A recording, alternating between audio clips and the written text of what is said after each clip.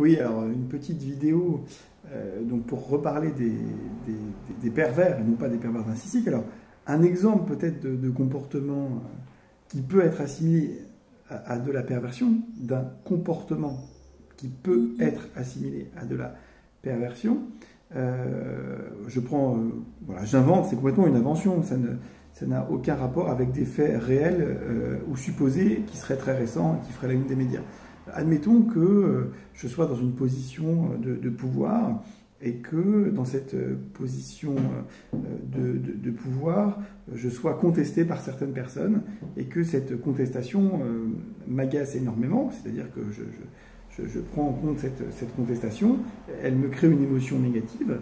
Hein, donc je ne suis pas un narcissique autocentré, hein, je prends en compte ce qui se passe dans mon environnement et cette frustration, cet agacement devient très important hein, face à cette contestation de ma politique ou de mes projets. Et je décide par exemple d'usurper l'identité d'une profession qui a la possibilité d'avoir de la violence légitime. Donc, je ne sais pas, par exemple, un policier, un CRS, un gendarme. Je me fais passer pour un CRS ou pour un gendarme, par exemple, en mimant leur attitude, leurs vêtements, en utilisant leur équipement, pour aller discrètement, sans que ça se sache, tabasser.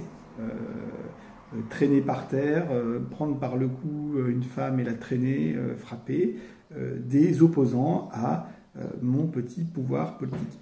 Alors ça, on pourrait considérer que c'est un comportement relativement pervers, hein, puisqu'il y a une volonté de nuire à l'autre, de nuire à quelqu'un qu'on déteste, et avec une jouissance, forcément, je vais aller chercher une jouissance, chercher à prendre du plaisir en faisant du mal à quelqu'un que je n'aime pas.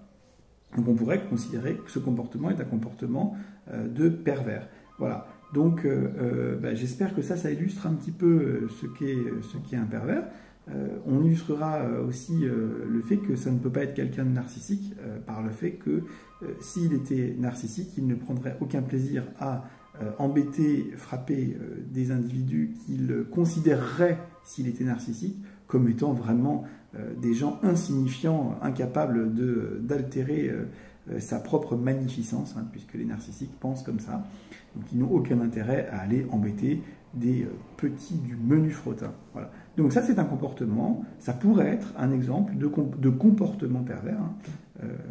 Voilà, donc je pense que c'est assez intéressant d'illustrer cette notion de comportement pervers avec un exemple concret.